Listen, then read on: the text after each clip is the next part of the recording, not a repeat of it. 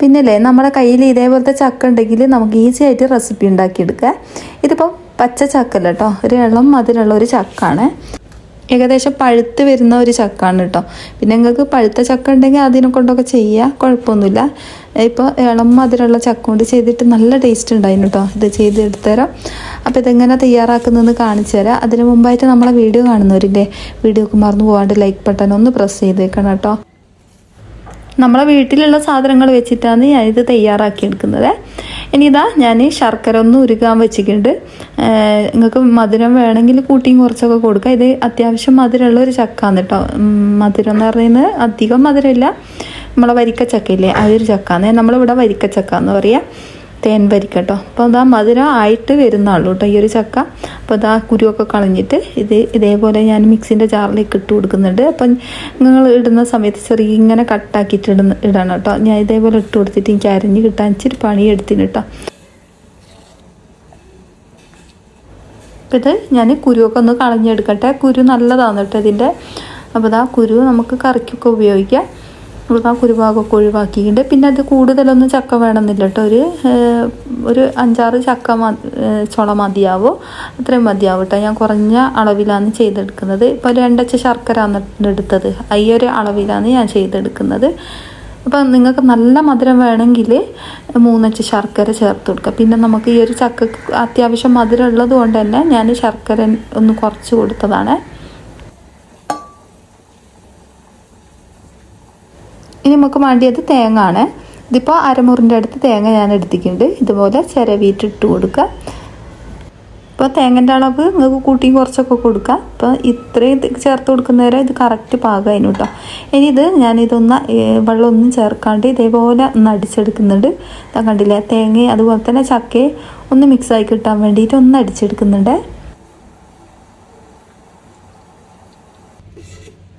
ഇനി ഞാനിത് വലിയ ജാറിലേക്ക് മാറ്റി കൊടുക്കുന്നുണ്ട്. ചെറിയ ജാറായതുകൊണ്ട് തന്നെ നമുക്ക് എല്ലാം കൂടിയിട്ട് അടിച്ചെടുക്കാൻ പാടാവും കേട്ടോ. അതുകൊണ്ട് തന്നെ ഞാൻ വലിയ ജാർ എടുത്തിട്ടുണ്ട്. ഇനി ഈ ഒരു ജാറിലേക്ക് മാറ്റി കൊടുക്കുന്നുണ്ട്.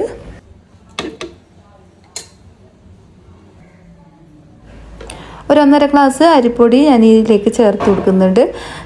ഇതിപ്പോൾ ഇടിയപ്പത്തിൻ്റെ പൊടിയാണ് കേട്ടോ. നമ്മളിപ്പം വറുത്ത അരിപ്പൊടിയില്ലേ, അതാണ് പാക്കറ്റ് പൊടിയാണ് ഞാൻ വാങ്ങിയത്. അപ്പോൾ അത് ഇതിലേക്ക് ഇട്ട് കൊടുക്കുന്നുണ്ട്. ഇനി ഇതിലേക്ക് നല്ല ജീരകം ചേർത്ത് കൊടുക്കുക.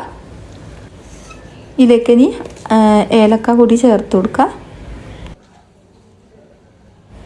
നിങ്ങളുടെ കയ്യിൽ പൊടി ഉണ്ടെങ്കിൽ അത് ചേർത്ത് കൊടുത്താൽ മതിയാവും. ഇവിടെ 2 ഏലക്ക ഞാൻ ചേർത്ത് കൊടുത്തിട്ടുണ്ട്. പിന്നെ അതിൻ്റെ തൊലി ഭാഗം കളഞ്ഞിട്ട് കുരു വേണമെങ്കിൽ അങ്ങനെ ചേർത്ത് കൊടുക്കാം. ഇതിലേക്ക് ഞാനിപ്പോൾ 1.5 ഗ്ലാസ് വെള്ളം ഞാൻ ഇതിലേക്ക് ചേർത്ത് കൊടുക്കുന്നുണ്ട്. ഒരു മുട്ട ചേർത്ത് കൊടുക്കുക. അപ്പോൾ ഇതാ നമ്മൾ ഒരു കൂട്ട് നല്ലോണം അടിച്ചെടുത്തിട്ടുണ്ട്. ഇനി ഞാൻ ഈ ഒരു പാത്രത്തിലേക്കാണ് ഒഴിച്ചു കൊടുക്കുന്നത്. ഇതിപ്പോൾ ശർക്കര പാനി ഉരുക്കിയ ആ ഒരു പാത്രമാണ് കേട്ടോ. ഇതിൽ കല്ലും കാര്യങ്ങളൊന്നുമില്ല. കല്ലുകളൊക്കെ ഉള്ള ശർക്കര പാനിയാണെന്ന് വെച്ചാൽ അരിച്ചിട്ട് ചേർത്ത് കൊടുക്കാൻ ശ്രദ്ധിക്കുക. ഇനി അതും കൂടി ഞാൻ ഇതിലേക്ക് ചേർത്ത് കൊടുത്തിട്ട് ഇതിലേക്ക് നമ്മളെ ശർക്കര പാനി ഞാൻ ഒഴിച്ചു കൊടുക്കുന്നുണ്ട്. ഇത് നല്ലോണം ഒന്ന് മിക്സാക്കി കൊടുക്കുക. ശർക്കര പാനി എല്ലാ ഭാഗത്തും ആകുന്നത് വരെ ഒന്ന് മിക്സാക്കി കൊടുക്കുക. പിന്നെ ചക്ക അടിച്ചെടുക്കുന്ന സമയത്ത് തരിതരിങ്ങനെ ഉണ്ടാവും കേട്ടോ. അതൊന്നും കുഴപ്പമില്ല. നമ്മൾ അടിച്ചു കഴിഞ്ഞാൽ ഇതേപോലെ തരിതരിങ്ങനെ ഉണ്ടാവും കേട്ടോ. കുഴപ്പമൊന്നുമില്ല. നല്ല ടേസ്റ്റാണ് കേട്ടോ ഈ ഒരു ചക്കടയിൽ ഇങ്ങനെ കടിക്കുന്ന സമയത്ത്.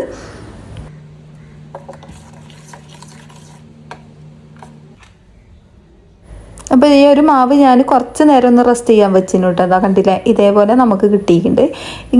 ഈ ഒരു പരുവത്തിലാണ് നമുക്ക് വേണ്ടത്. പിന്നെ നിങ്ങൾ ഈ ഒരു മാവ് ലൂസാവുകയെന്ന് വെച്ചാൽ കുറച്ച് പഞ്ചസാര ഇട്ട് കൊടുത്തിട്ട് കുറച്ച് അരിപ്പൊടി ചേർത്ത് കൊടുത്താൽ മതിയാവും കേട്ടോ. കുഴപ്പമൊന്നുമില്ല. ഇനി ഞാനൊരു പാത്രം അടുപ്പിലേക്ക് വെച്ച് കൊടുത്തിട്ടുണ്ട്. അതിലേക്ക് കുറച്ച് നല്ല നെയ്യ് ചേർത്ത് കൊടുക്കാം.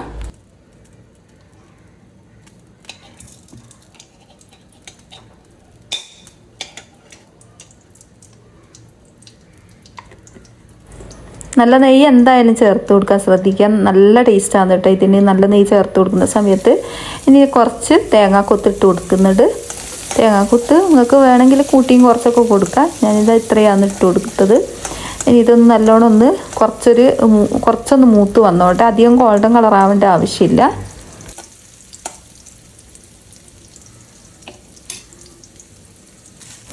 കുറച്ചൊന്ന് മൂത്ത് വന്ന് കഴിഞ്ഞാൽ നമ്മളിതിലേക്ക് നല്ല ജീരകം ഒന്ന് കരിഞ്ജീരകം ചേർത്ത് കൊടുക്കണം കേട്ടോ. ഒരു 2 നുള്ള് കരിഞ്ജീരകം ചേർത്ത് കൊടുത്താൽ മതി. ഇതിൻ്റെ മുമ്പ് എന്നോട് ആരോ ചോദിച്ചിരുന്നു കരിഞ്ജീരകം ചേർത്ത് കൊടുത്താൽ കയ്പ്പ് രസം ഉണ്ടാവില്ലെന്ന്. പക്ഷേ നമ്മൾ ഏത് പലഹാരത്തിനും കരിഞ്ജീരകം ചേർത്ത് കൊടുക്കുന്ന സമയത്ത് ഒരു കയ്പ്പ് രസം ഉണ്ടാവില്ല കേട്ടോ. ഒരു ടേസ്റ്റ് വ്യത്യാസം ഉണ്ടാവില്ല. നല്ല ടേസ്റ്റാണ് കേട്ടോ ഈ ഒരു കരിഞ്ജീരകം ചേർത്ത് കൊടുക്കുന്ന സമയത്ത്. നമ്മളിപ്പോൾ ഉണ്ണിയപ്പത്തിനൊക്കെ ചേർത്ത് കൊടുക്കുന്നില്ലേ, അതുപോലെ തന്നെ ഇനി ഇതാ നമ്മൾ ഈ ഒരു മാവിലേക്ക് ചേർത്ത് കൊടുക്കുന്നുണ്ട്.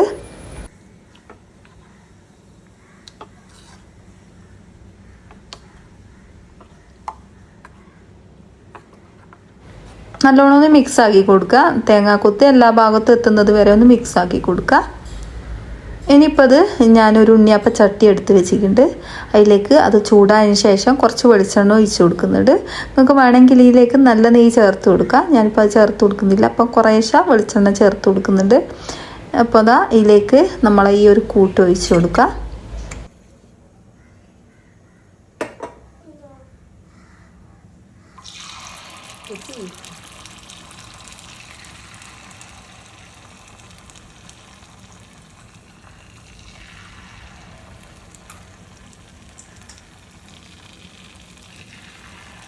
ഇതുപോലെ ഒഴിച്ചതിന് ശേഷം അടിഭാഗം ഒന്ന് ആയതിന് ശേഷം നമുക്കൊന്ന് തിരിച്ചിട്ട് കൊടുക്കുക.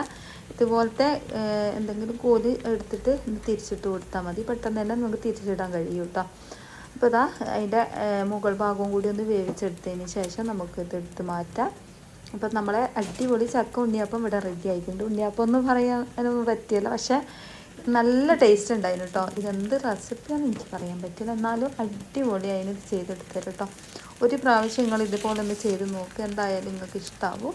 അപ്പോൾ ഇത് ആവിച്ചെമ്പിൽ വേവിക്കാൻ പറ്റുന്ന റെസിപ്പിയും കൂടിയാണ് കേട്ടോ. ആവിയിൽ വേവിച്ചിട്ട് എടുക്കുക. ഇതുപോലെ എണ്ണയിൽ തന്നെ പൊരിച്ചെടുക്കണം എന്നൊന്നുമില്ല, ആവിയിലും വേവിച്ചെടുക്കട്ടോ. ഞാനിപ്പം എളുപ്പത്തിനും വേണ്ടിയിട്ട് ഉണ്ണിയപ്പം പോലെ ചുട്ടെടുക്കുന്നതെന്നുള്ളൂ. അപ്പോൾ അതാ ഒരു പ്രാവശ്യമെങ്കിലും ഇതേപോലെ ചെയ്ത് നോക്കിയിട്ട് നിങ്ങളെ അഭിപ്രായങ്ങൾ എഴുതി അറിയിക്കാൻ മറന്നു പോകരുത് കേട്ടോ. ഇതേപോലത്തെ നല്ല നല്ല റെസിപ്പി ആയിട്ട് ഇനിയും കാണാം കേട്ടോ.